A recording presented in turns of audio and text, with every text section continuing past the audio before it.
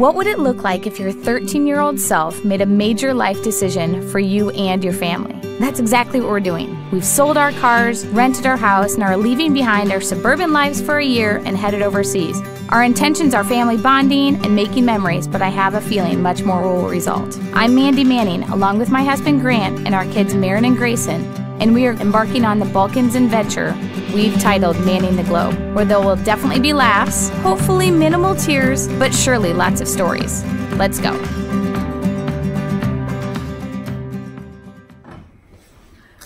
All right, welcome back to Manning the Globe, episode 2. We have been in Plovdiv for about over 10 days, and we are ready to give you our first recap of what we think. Didn't go first? Yes. The first thing I wanted to talk about was the people, since I think there is, well, I don't think any of us had a real perception of what the Bulgarian people would be like. Firstly, I think at first when you get into the country, we got in Sofia, when we got in Plovdiv, we thought the people were pretty standoffish for the most part. I think they don't really... Part of it's a language barrier. I don't think anybody knows when we try to talk to them. Obviously, they don't know what we're saying. We don't know what they're saying. But just in general, when you see them on the street, they seem to be more standoffish or keep to themselves. This is the way I've always saw it, at least for the first couple of days. But I think in general, though, when you get to know them and when you talk with them and you're able to somehow communicate with them, even if it's in a very small way, they actually are quite accommodating, quite able to have fun and to make jokes, and they're really likable people for the most part. Yeah. That's the not huggers. No, but they're not big on that kind of contact. But when you get to know them, they are really quite nice, quite friendly, and you just have to break down the initial barrier. And I found them to be even more. I guess we spent more time here, but more likable overall than the Czechs. But you know, we were in a high tourist area of Prague, but yep. You see a lot more of the local people here than we did in Czech Republic. So we've gotten to know them, and once you break down those barriers, I think things have gotten better communication wise, and we were able to get through and talk with some people. So that's been really good. I don't know if you guys have different perceptions than I do on that, but we met a really cool tour guide. We also met 2 people that live in our apartment, and so it's been great to know them as well. Yeah. Marin, what have been your high points or a memory that you'd like to share? I think a memory would be that we've been like really into like climbing, like, I don't know, what do you call them, mountains or hills? Something like that. First one we did was what's it called again? The statue hill. Guardian Hill. The Guardian Hill. Yeah. And it had a big statue, and once you get up there, you could see everything. But we were like about to go up, and I was like, I don't think we should, because the forecast kept saying that it was going to rain all day. But like they kept pushing it back, and they're like, it'll be fine.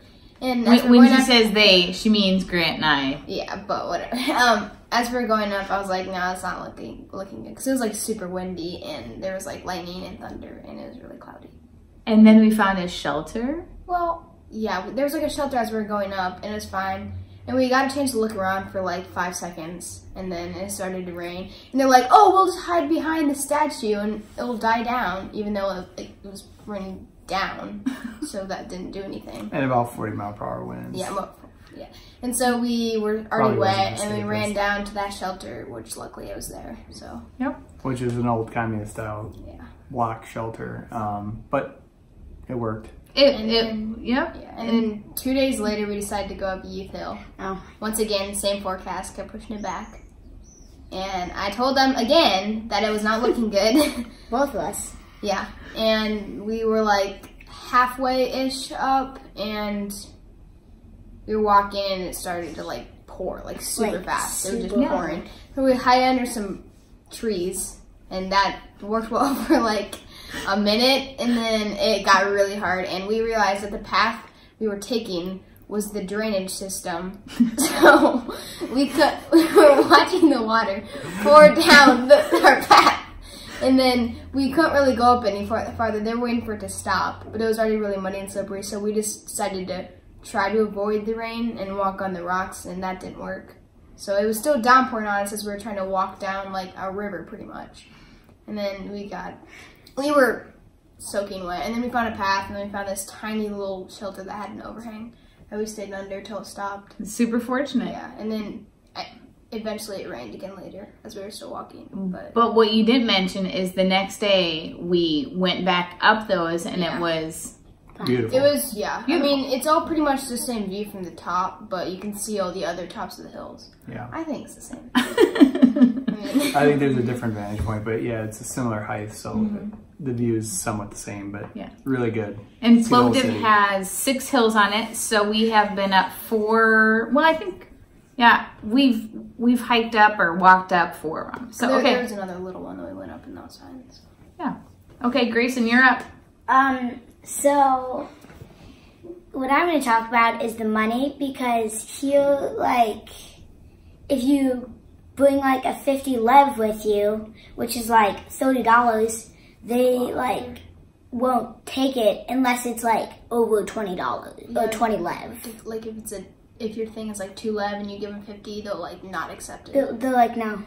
Yeah. And so me and my mom were going to get like socks, and there was this place and we went to, and my mom's like, all we have is a 50. And so she was like showing it, and he's like, nah. And so we just walk out. Yeah. So and then Just like another lady at a bigger store, she's like, she accepted it, but she had to go in the back, get her purse, and get money from her purse. And it was like a pretty big store, and I'd assume they'd have like change in the registers. So. right. It's kind of weird though, because depending on the person, like you get some bad looks from them. Yeah. You try to give them a 50. Yeah. Yeah. But So it depends on sometimes they'll be like, no, it's fine, and they'll. yeah. So it's crazy because it is a city, at least, of cash. People aren't accepting a card. It's some restaurants and the grocery store. We've had fine luck there. But yeah, any place else is all they want is small bills. So it's tough because It's not very expensive. when you go to the ATM machine, you know, you get 50s out and you need to get them broke someplace. So Yeah, and the cost of goods here is a lot lower than the United States. I'd say food is probably somewhere around half the cost. Depending So on the groceries restaurant. or restaurant, you can, depending on what you're getting, you're gonna about expect to pay half for food costs here. If it's not like traditional Bulgarian food, then it's pretty reasonable. Yeah, Yeah. but if it's like a really traditional place, then sometimes it's Yeah, a the little tourist expensive. places will charge you more, but in general, the food is around half. So it's been pretty nice because we can eat pretty low price meals for the most part. And we get a Yep. lot of food.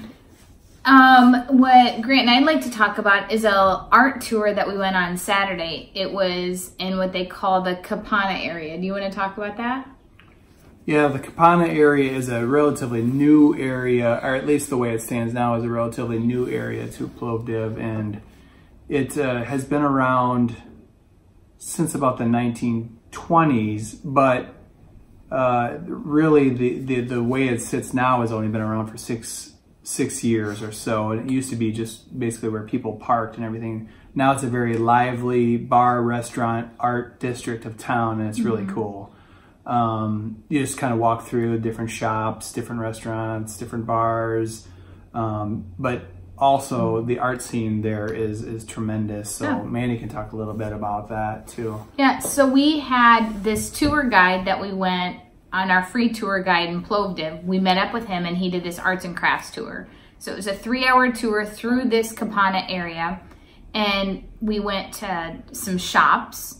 But then he also spent some time, what Plovdiv did is they knew that these buildings in the Kapana area were going to get tagged or graffitied. So they went ahead and commissioned good graffiti artists to decorate the buildings.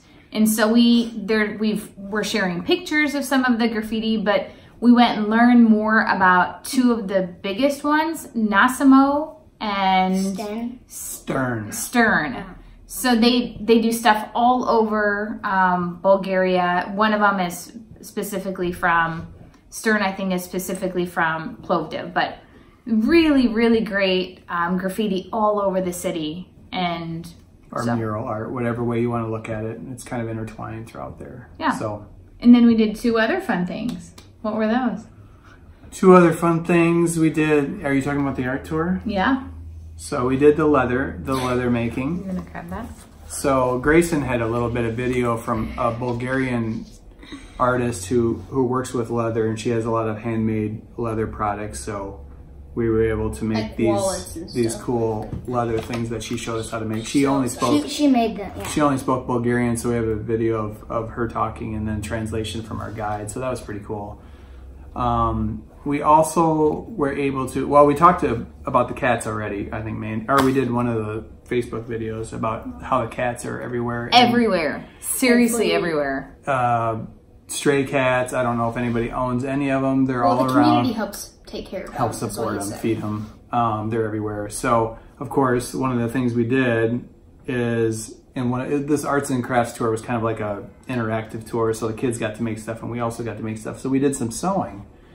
And so we were able to make these. Yeah, because knitting is a long-term hobby in Bulgaria. Yeah, they have cool knitted stuff and booties and mittens and stuff like that. But it's like all hand knitted. Like. So our job was to make a cat from, sew a cat basically. So I think, is this yours, Marin? Yeah. This is Marin's cat. So you can see here. So what we did pretty nice. Hold it close so they can see it. Sewed it together and stuffed it. Yeah, stuffed it with cotton balls. Pretty cool. So Marin's, Grayson. This is mine. A little bit of a lopsided ew, but pretty cool. Yeah. And then here is Mom's. A little bit fancier, more English. All right, and then for the craftiest of all, we have. You know how good I am at crafts. Look at this guy. Ears quite not so good. Missing an eye, but you know he's more of a street cat. That's what I wanted to go with here. Yeah. So. But you kind of got to choose how you designed your cat. So yeah, he's cool.